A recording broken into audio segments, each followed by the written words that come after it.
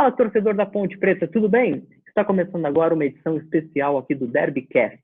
Hoje nós vamos trazer tudo o que de melhor aconteceu neste primeiro mês de quarentena para o seu time do coração. E essa será também a primeira vez que nós vamos trazer para você duas edições separadas, uma para o torcedor da Ponte e a outra para o torcedor do Guarani. E, como sempre, hoje estou aqui mais uma vez com meu parceiro, meu amigo Eduardo Martins, cada um na sua casa, eu aqui em Campinas, ele em Jales. Um grande abraço, Edu, tudo bem com você? Fala, JM, fala, torcedor, tudo bom com vocês? Hoje a gente está meio distante, né, João? A cerca de 500 quilômetros, mas vamos para uma edição muito especial do Derbycast nessa semana. Bom, então nós começamos a edição de hoje falando, de uma maneira geral, de que ambas as equipes colocaram à disposição da Prefeitura Municipal de Campinas suas estruturas para relação ao combate ao coronavírus. Então, a Prefeitura está podendo utilizar tanto o Brinco de Ouro, o ginásio do Brinco de Ouro e também o Jardim das Paineiras da Ponte Preta para cuidar dos doentes, caso a cidade venha a necessitar de maiores ambientes para colocar, então, aí as pessoas infectadas. Olha, João, eu achei muito bacana essa questão dos dois clubes, tanto da Ponte como do Guarani, disponibilizar as estruturas em meio a essa pandemia que vem afetando e atrapalhando tanta gente, né? E é uma medida que não começou necessariamente em Campinas, né? Os dois times de Campinas não foram os primeiros, os clubes da capital já tinham disponibilizado as estruturas, e eu achei que foi bem bacana, é algo que é uma necessidade enorme nesse momento, ainda mais pelo fato de ter tantas pessoas que estão passando por problemas, o sistema de saúde é muito provável, segundo as estimativas, que entre em colapso, que não tenha mais espaço nos hospitais. Então, eu achei muito bacana a estratégia de disponibilizar esses espaços. A gente já tem hospital de campanha em Campinas, na Unicamp, e quem sabe, né, daqui a algumas semanas, infelizmente, se a situação não melhorar, talvez esses lugares sejam espaço para hospitais de campanha também. Tem uma pergunta para você que nos ouve ou nos assiste no YouTube. Você já seguiu a gente no Instagram? É Derby_Cast. Então entra lá e siga a gente para não perder nada. Rede social diferenciada, comandado por João Marcos Carneiro, com muito conteúdo dos dois clubes. Começamos agora as notícias da Ponte Preta, aqui no Derbycast, e a gente começa então falando sobre o novo uniforme da Ponte. O contrato com a Topper, como todos já sabem, acaba agora em abril, e a Macaca então lançou a 1900, sua fornecedora exclusiva de material esportivo. Essa fornecedora então lançou protótipos do novo uniforme, disponibilizou então nas páginas da Ponte Preta na internet, Instagram, Facebook, Twitter, enfim, e os torcedores puderam então conhecer os novos uniformes. Também terá um terceiro uniforme que será lançado no segundo semestre, provavelmente para a disputa da Série B do Campeonato Brasileiro, que terá inclusive votação da torcida. E essas questões todas da quarentena podem chegar até a atrasar o lançamento dessas camisas, porque a fábrica que produz o material esportivo, então, ela teve que estar parada, fechada durante alguns dias. Ela retornou às atividades nos últimos dias, porque ela foi liberada, por exemplo, para produzir máscaras, né, para as pessoas usarem aí nas ruas, mas é uma questão que pode acabar atrapalhando a Ponte. E aí eu me pergunto, e até repasso a pergunta para você, Edu, o que a Ponte vai fazer? Tem contrato com a Topper agora em abril, e vamos supor que o campeonato retorne em junho, né, o Campeonato Paulista, e se não tiver esses uniformes novos, o que a Ponte vai usar? Então, João, é uma dúvida cruel isso aí para mim também. A diretoria da Ponte até já deu entrevista comentando que é um negócio que não preocupa tanto, mas eles precisam procurar alguma alternativa. Eu acho que são duas opções, talvez um pouco óbvias, mas eu acho que é o que tem para o momento. A primeira, tentar esticar de alguma forma um pouquinho mais o acordo com a Topper, talvez um mês a mais ou alguns dias a mais, sabe, pensando nesse retorno do Campeonato Paulista, se perceber que não terá o uniforme. Ou então, tentar de alguma forma fazer com que essa empresa libere talvez uma pequena quantidade de uniformes ainda, uma quantidade que não dê para a torcida comprar ainda, mas que tenha para os jogadores utilizar, sabe? Eu acho que são duas opções um pouco óbvias, talvez, mas eu acho que é o que tem para o momento, sabe? Mas eu queria pontuar que eu achei muito interessante isso que a Ponte fez, de ter uma marca própria de uniforme esportivo, principalmente num ano tão importante de 2020, que o clube completa 120 anos. É uma medida que alguns clubes brasileiros já vieram adotando nos últimos anos. O Bahia adotou e teve sucesso, o Fortaleza teve sucesso, sabe?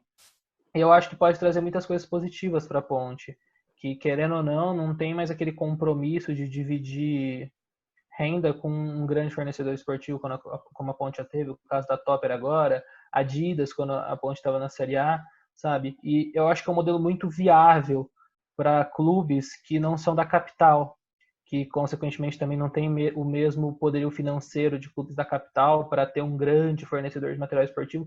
Acho um negócio muito viável, cria uma intimidade muito legal com o torcedor poder ter o orgulho de vestir uma camisa que é 100% do clube, que é uma camisa que tem tudo do clube. Essa marca 1900 é um negócio muito legal que eu acho da Ponte, sabe? Que é um clube tão antigo e tão importante do Brasil. Então eu achei muito legal essa ideia, mas eles precisam de alguma forma buscar um acordo nesse momento. Sem uniforme esportivo o clube não pode ficar, sabe? E a gente sabe que daqui a pouco os campeonatos vão estar voltando, o contrato com a Topper termina em menos de uma semana, estou vendo aqui. Então é uma situação que eles precisam arrumar um acordo. Eu acho que o mais viável é tentar de todas as formas acelerar essa produção do novo material para já ter as camisas, ao menos para os jogadores e comissão técnica, quando o campeonato retornar. Acho que um ponto positivo, né, de ter uma marca própria é de tentar baratear um pouco para a torcida comprar. Né? A gente sabe, uma camisa oficial Sim. hoje de um clube, seja do Brasil até da Europa, enfim, que vende aí nas lojas, oficial, R$ 250, a versão para torcedor, né? É um valor muito caro que a grande parte geral de todas as torcidas não tem como comprar. Então, que sirva também para baratear um pouco. Por exemplo, se eu não me engano, o Bahia também tem sua própria marca e ficou muito mais barato. O maior exemplo de sucesso que tem no Brasil é um exemplo que começou, se eu não me engano, em 2015 ou 2016, que foi o Paysandu, que eles tiveram um retorno que nem eles mesmos esperavam, sabe? E até hoje eles mantêm a marca própria. Foram meio que pioneiros no futebol brasileiro. Uma equipe do interior de Santa Catarina tinha feito isso um pouquinho antes que ele, mas é uma equipe de pequena expressão, né? Então fica um pouco difícil de analisar. Mas o Paysandu, que é uma equipe que já disputa campeonato nacional todos os anos, chegou a jogar até Libertadores já, fez esse teste em 2015, 2016 e teve um sucesso muito grande, agradou muito a torcida, a questão de vendas foi muito legal e é um negócio que a gente já tem em 2020 e permanece lá até hoje. É um ponto que assim, a gente só vê acontecer também aqui no Brasil. A gente não vê lá na Europa os caras criarem isso, mas acho que também tem a ver com o valor que as empresas pagam para produzir os uniformes também. Há uma grande diferença, por exemplo, eu não tenho os números, mas, por exemplo, o que a Nike deve pagar para o Barcelona e o que paga para o Corinthians deve ter uma boa diferença. Então, também Sim. é uma situação que vale a pena observar. E a Ponte estava tendo muito problema com a Topper. A última experiência, né, com uma fornecedora já existente, né, conhecida no mercado, não foi boa. A Ponte teve vários problemas, principalmente de entrega de material. Muitas vezes a lojinha estava sem produto para vender. Então, é uma situação até chata É algo que o de ver torcedor sente acontecer. falta também, né? Exatamente. A gente fala que o produto é caro, mas aí quando o torcedor quer comprar não tem, então é uma coisa que não Exato. pode acontecer. Então, que sirva para baratear, para ficar melhor. E uma solução que eu acho que pode ser encontrada, se ainda tiver aí no estoque, no Majestoso, enfim, camisas de jogo da Topper, seria utilizar mesmo sem ter o contrato. Vários times já aconteceram Sim. isso. Por exemplo, eu me lembro uma situação, eu acho que quando o Santos, por exemplo, trocou de Nike para capa, no início, em janeiro, na Copa São Paulo, já era em janeiro para estar usando capa, mas não tinha os uniformes para as categorias de base. E aí os caras, os meninos da Vila estavam utilizando as camisas da Nike ainda, mesmo sem o contrato. Seria uma opção caso não tenha as camisas aí prontas para os jogadores utilizarem quando voltar ao campeonato. O bom também é trabalhar com uma data que não existe, né? Então você não entra tanto em desespero assim. Se fosse para hoje, não teria. É isso. Eles não têm uma responsabilidade ainda. Semana que vem volta. Mas é um negócio que precisa ser agilizado, porque se voltar e não tiver material esportivo, é um problema bem sério para a equipe. Bom, uma outra questão, então, para a gente discutir aqui sobre a Ponte Preta é a situação do contrato do senegalês, o Papa Faye, jogador que que tinha contrato até agora o mês de abril, e ele foi renovado até dezembro, um jogador de 23 anos, com passagem pelas categorias de base da seleção de Senegal. Ele estava em período de observação, teve poucas chances, poucos minutos dentro de campo. Mesmo assim, recebeu um voto de confiança da nova comissão técnica agora do João Brigatti e permanecerá pelo menos até o final do ano aí, para quem sabe mostrar o seu futebol dentro da macaca. Tem aí o final do Campeonato Paulista, tem Copa do Brasil e tem a Série B, para que ele possa mostrar que merece ficar aqui por mais algum tempo além do final desta temporada. Ele é o único jogador que a Ponte tinha em final de contrato agora, então é uma preocupação a menos para a Macaca nesse período. Olha, João, vou ser sincero para você, conheço muito pouco do Papa Faye. Fica até difícil de opinar, falar, é um jogador que pode ser útil na sequência da temporada. Eu não consigo dar uma opinião sobre isso, porque realmente eu vi muito pouco dele até hoje. Mas acho que por ser um jogador jovem, de baixo custo para a equipe, e por ser. Ele veio de um país que tem bons jogadores no futebol mundial aí atualmente. O maior destaque é o Sadio Mané, sabe? E Senegal é um dos países africanos de maior tradição na história no futebol nos últimos anos. Tem disputado Copa do Mundo, disputou a Copa do Mundo em 2018. Então eu acho que é uma aposta válida. É um jogador que nem você falou muito bem. Tem passagem pelas divisões de base da seleção senegalesa e acho que é um jogador para ficar no elenco, para tentar amadurecer a cada dia e quem sabe dar uma oportunidade para ele. A Ponte, na minha opinião, principalmente no setor dele, tem jogadores muito, muito questionáveis. O maior exemplo para mim é o Felipe Saraiva, que até hoje eu não entendo o que ele mostrou de futebol para estar na Ponte Preta, sabe? Nada contra a pessoa do Felipe Saraiva, mas dentro de campo até hoje ele mostrou muito pouco, na minha opinião. E ele tá no elenco, sabe? Então, quem sabe, talvez, dar uma chance pro garoto. Tenho certeza que ele deve estar com muita vontade de se provar, de mostrar o futebol dele na Ponte, no caso do Papa Faye, sabe? Então, eu acho que pode ser interessante por causa disso e acho que vai dar uma chance pro garoto, sim. É isso aí, é exatamente o que você falou, né? Até quando a gente estava falando antes nos outros programas, né? Antes do derby, de que a escalação ideal da Ponte naquele momento era com 2 atacantes, porque os jogadores de lado não estavam correspondendo. Saraiva, Exato. o Apodi, que já tinha virado lateral direito, mas de novo, né? Mas também jogando pelas pontas. Bruno Rodrigues. O Bruno Rodrigues também, outro jogador que não estava correspondendo naquele momento. Então, se entre todas essas opções ele também não ganhou chance, os treinamentos dele não devem ter sido tão bons assim, tanto com o Gilson Kleina quanto com o João Brigatti. E também, assim, a gente pensa, é um jogador jovem, mas já 23 anos, já é aí uma idade não tão jovem. É o momento de assim. começar a aparecer. Exatamente. Eu acho que é útil, é importante, até não dispensar o jogador num período difícil desse, né? A família dele, não sei se está aqui, se está no Senegal, enfim, mas é uma situação complicada. Então, você acaba dando até apoio moral para o cara. É muito importante assim, pensar na pessoa e não só no jogador de futebol. Não deve ganhar um salário muito alto. Acho que são Sim. coisas que vale a pena ressaltar também. Eu acho que é muito isso e, principalmente, ele talvez não esteja demonstrando tanto nos treinamentos, mas o Bruno Rodrigues e o Saraiva, eu tenho certeza que também não estavam demonstrando tanto, estavam recebendo oportunidades. Então dá uma chance pro garoto. Acho que pelo menos uma chance ele merece para mostrar o futebol dele. Isso aí.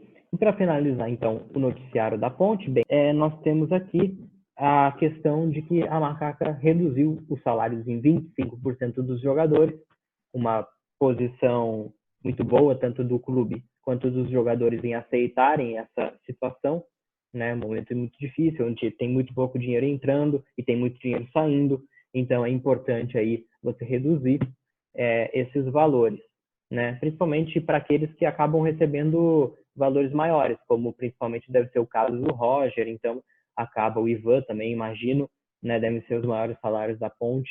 É importante para dar uma aliviada um pouquinho nos cofres do clube e também para não precisar atrasar, né? Porque se não tem dinheiro para pagar, como vai fazer, né? Sim. Então, João, eu acho que assim, o cenário ideal seria que todos os clubes brasileiros fossem super bem administrados e não precisassem fazer isso nesse momento. Mas a gente sabe que é totalmente o oposto que acontece no futebol brasileiro.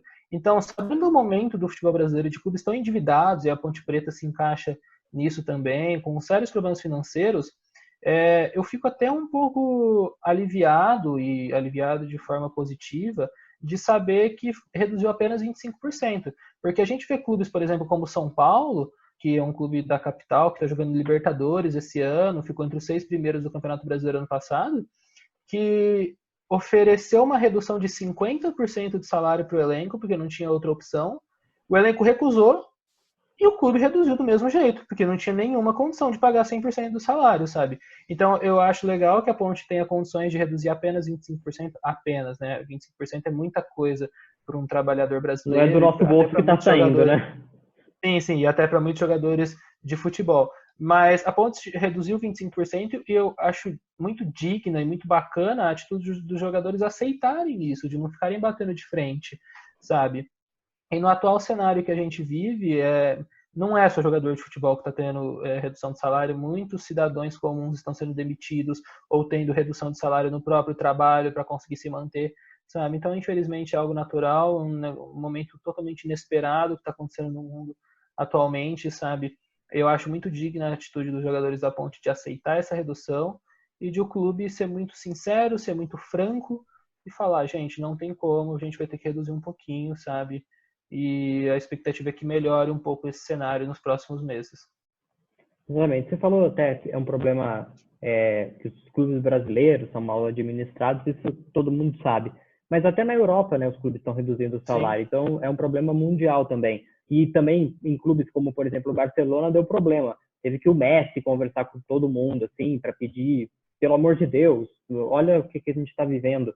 Então, sim, também é uma situação global. Até um dos maiores clubes do mundo, Barcelona, enfim, Real Madrid, Bayern, todos, né, praticamente, com uma situação semelhante e às vezes até com redução superior a 25%, que é o caso da Macaca.